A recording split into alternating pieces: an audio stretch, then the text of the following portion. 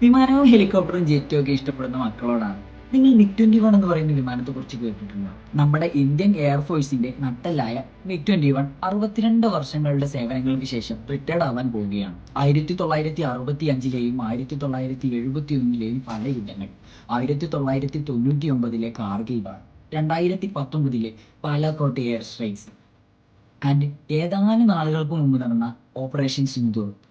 ഈ പറഞ്ഞ എല്ലാ യുദ്ധങ്ങളിലും മെയിൻ ക്യാരക്ടർ റോൾ വഹിച്ച ലെജൻഡറി വിമാനമായിരുന്നു മിഗ്-21. 1963-ലാണ് മിഗ്-21 ഇന്ത്യ ആദ്യമായിട്ട് ഇൻട്രൊഡ്യൂസ് ചെയ്യുന്നത്. മാത്രമല്ല, മിഗ്-21ന്റെ 700-ലധികം വരുന്ന വേരിയൻസുകൾ ഹിന്ദുസ്ഥാൻ എയറോനോട്ടിക്സിന്റെ സഹായത്തോടു കൂടി ഇന്ത്യ പണിതിട്ടുമുണ്ട്. നിങ്ങൾക്കറിയോ, ഒരു മിഗ്-21 വിമാനം ഉപയോഗിച്ചുകൊണ്ടാണ് നമ്മുടെ captain Abhinandan Varthaman Pakistani F-16 jet അടിച്ചിട്ടത്. ഇതുപോലെ തന്നെയുള്ള ഇന്ത്യയുടെ ഒരു അറ്റാക്ക് ഹെലികോപ്റ്റർ ഉണ്ട്.